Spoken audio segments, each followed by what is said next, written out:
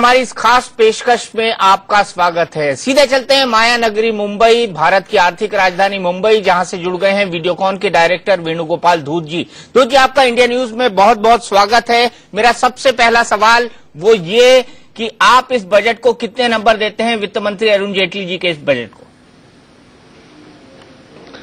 अगर आपके 10 नंबर हो तो मैं तो उसको 10 में से 10 ही दूंगा, क्योंकि उनके पास जो अवेलेबल रिसोर्सेस है उसमें उन्होंने बहुत ही बैलेंस बजट बनाया है। रेवेन्यू साइड को बहुत कंट्रोल किया है, एक्सपेंडिचर को भी बहुत कंट्रोल किया है, और इस प्रकार से बजट जो बहुत बैलेंस बनाने के कारण 10 के कारण 10 मार्क मुझे देना पड़ रहा है। अगर इलेक्ट्रॉनिक्स आइटम की बात करी जाए तो आपको लगता है कि जिस तरह से उन्होंने ड्यूटीज को रीएडजस्ट किया है, टैक्सेस को रीएडजस्ट किया है, उसके बाद मेक इन इंडिया का कॉन्सेप्ट सफल हो पाएगा? मेक इन इंडिया के लिए तो ये पूरा बजट है। मेक इन इंडिया के लिए ही ड्यूटी में इतने चेंजेस किए, रॉ मटेरियल में चेंजेस किए, इन्वर्टेड ड्यूटी रिजाइम खत्म कर दिया, और हर प्रकार का मेक इन इंडिया के लिए ही बजट है। इस बजट में उन्होंने ये बताया है कि मेक इन इंडिया खाली बड़े बड़े इंडस्ट्री के लिए नहीं है, तो ये छोटे इंडस्ट्री के लिए भी है।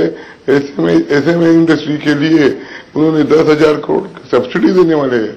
तो इस प्रकार से बहुत जोरों में मेक इन इंडिया होएगा। इसके कारण बहुत बड़े एम्प्लॉयमेंट जनरेशन होगी, और इंडस्ट्री से जो एम्प्लॉयमेंट जनरेशन होती है तो उसके एनसीएलटी करते करते बहुत ही ज्यादा लोग हो जाते हैं, तो इसका फायदा होगा। पर मैं आपको याद दिलाता हूँ, जेटली साहब ने कहा, एक शेर बोला, वो शेर मुझे अभी तक याद है। वो शेर ये कह रहा है कि फूल खिलाने हैं लेकिन पुराने कांटे चुभ रहे हैं। बात सही है, पुराने कांटे जो डाले वो अभी तक चुभ रहे हैं, इतने जहरीले कांटे वो थे, और उसको उड़ाना है। और इसीलिए जेटली जी ने क्या किया, आप देखिए, उन्होंने एक फॉरेन इन्वेस्टर को एश्योरेंस दिया है कि अब रेट्रोस्पेक्टिव टैक्सेशन नहीं होगा, और यहाँ पे जो फाइलें हैं वो कंप्यूटर के थ्रू चलेगी, चाहे फाइलें मूवमेंट नहीं होने की कोई बात ही नहीं है। आप आपका कंप्यूटर पे डाल दो, एक ही फॉर्म डालना है, एक फॉर्म डालने से आपके सभी रजिस्ट्रेशन सब क्लियरेंस हो जाएंगे। तो इस प्रकार का ये बजट में नया आइडिया आया है। और एक बात ध्यान में रखिए कि फॉरेन इन्वेस्टर, जो फॉरेन मनी यहाँ पे अभी नहीं आ रहा है, क्योंकि लोग बड़े नाराज है फॉरेन इन्वेस्टर यहाँ पे, जी पहले वाले सरकार ने जो जहरीले कांटे डाले। मैं ये कहता हूँ कि उन्होंने ही फॉरेन इन्वेस्टर को जागरूक किया, इंडिया में आने को बताया रास्ता, और उनके टाइम पे शुरू में बहुत अच्छा चला। पर ऐसे कुछ काम कर दिए रेट्रोस्पेक्टिव टैक्सेशन जैसे भरोसा नाम की चीज चले गई, वो भरोसा वापस आने का काम है।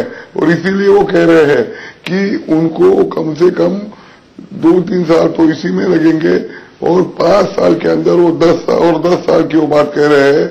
वो ये भी कह रहे हैं कि 2022 में क्या होगा, 2022 में जो है सबको घर मिलेगा, सबको पानी मिलेगा, सबको बिजली मिलेगी, और हेल्थ और एजुकेशन नियरली फ्री सबको हो जाएगा। बिल्कुल। इस प्रकार से हर चीज सबको मिलने के लिए उनको इतना काम सब कर रहे हैं। ये प्रकार का बजट देना जरूरी है। बिल्कुल। कारपोरेट को भी बताया कि आपको हम 5% दे रहे हैं, पर कोई कारपोरेट जो है बड़ा पैसे कमाने वाला आदमी है, वो 1 करोड़ से ज्यादा इनकम करता है, उसे 2% का टैक्स भी ज्यादा लगा दिया है। तो जो इधर खोया है उधर से कमाने की कोशिश की है।